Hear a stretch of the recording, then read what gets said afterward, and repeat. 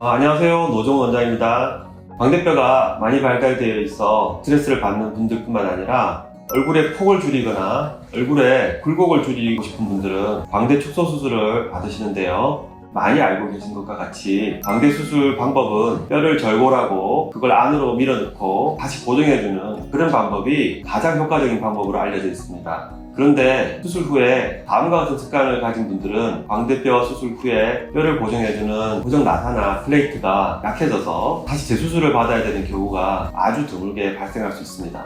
힘들게 받은 수술이고 회복도 열심히 했는데 또다시 수술을 해야 한다면 그것만큼 속상한 건 없을 것입니다. 대체 어떤 습관들이 광대 재수술을 하게 만드는 것일까요? 또한 광대 수술 후 부작용이 일어날 만한 행동은 어떤 게 있을까요? 오늘은 광대 수술 후에 부작용을 부르는 습관들에 대해서 알아보겠습니다. 부작용을 부르는 습관 첫 번째는 이갈입니다. 자면서 무의식 중에 이를 가는 분들이 많으실 텐데요. 보통 이를 가는 것은 자신이 아니라 주변 분들에 의해서 알게 됩니다. 그럼 이를 가는 습관이 광대 축소 수술과 무슨 연관이 있는지 궁금해하시는 분들도 계실 텐데요. 그건 바로 광대와 사각각에 연결되어 있는 근육이 있는데 이 근육은 음식을 씹거나 이를 안 다물 때 사용하는 저작 근육이라고 합니다. 그런데 이를 갈면 이 근육을 사용할 뿐만 아니라 힘도 굉장히 많이 들어가게 되면서 광대뼈에도 힘이 들어가게 됩니다.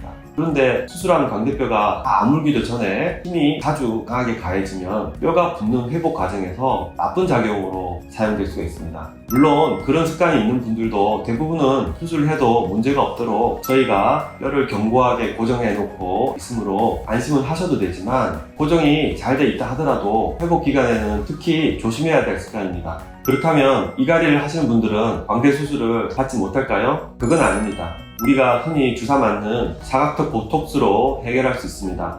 이 주사가 근육의 수축력을 줄여서 힘을 빼주는 효과를 이용하는 것입니다. 따라서 광대 축소 수술을 할 경우에 본인이 이가는 습관이 있다고 하신다면 꼭 전문의와 미리 상의하셔서 보톡스를 함께 맞으시고 수술을 하시는 것을 추천합니다.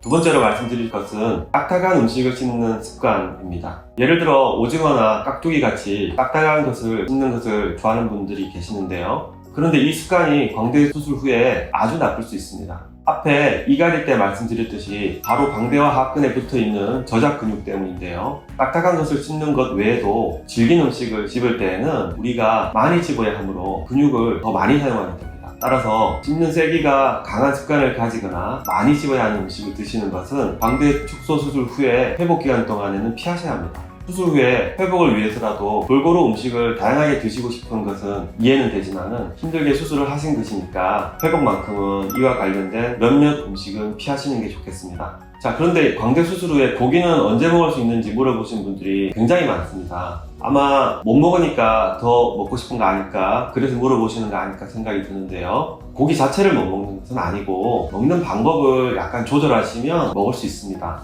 핵심은 크기를 줄이시면 됩니다. 크기가 작아지면 씹는 것도 적을 수 있기 때문에 음식의 종류에만 연연하지 마시고 크기나 방법에 조절을 하시면 좀 더 다양한 음식을 먹을 수 있다고 생각하시면 되겠습니다.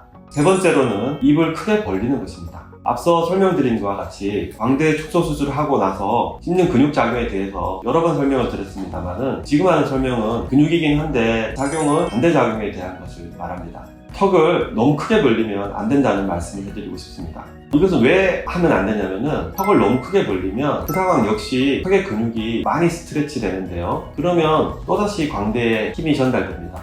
약간의 정도는 괜찮지만 특히 광대 축소 수술과 사각턱 수술을 동시에 하신 경우에는 근육이 회복 기간 동안에는 좀 수축되고 단단한 편이어서 이런 상태에서 턱을 크게 벌리려고 하면 그 힘이 광대에 전달되어 좋지 않을 수 있기 때문입니다.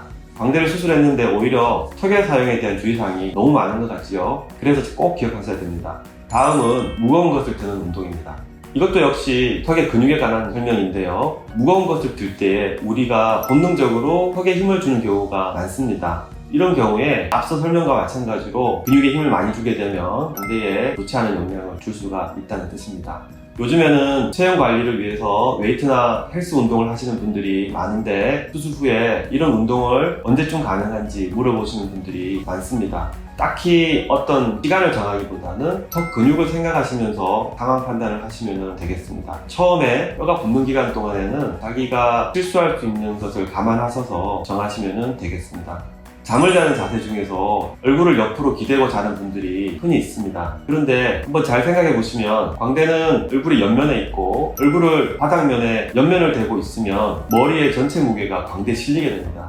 물론 수술할 때 저희가 견고한 고정을 하면 순간적으로 이런 자세가 되더라도 크게 문제가 없을 정도로 단단하게 해놓기는 하지만은 수술 받은 광대가 오랜 시간 동안 이런 자세로 있다 그러면 그리 좋을 것 같지는 않습니다.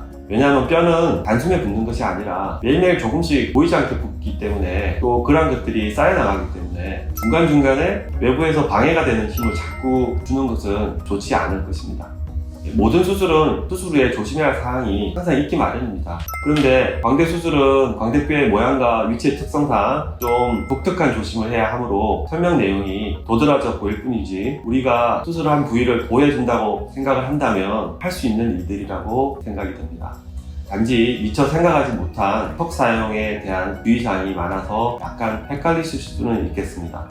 뼈는 회복 과정 중에서 외부의 충격이나 지속적인 힘으로 방해를 받는 것은 회복에 좋지 않다는 간단한 원칙만 생각하시면 자신이 수술 후에 어떤 행동을 조심해야 될지 좀 더 이해하실 수 있을 겁니다.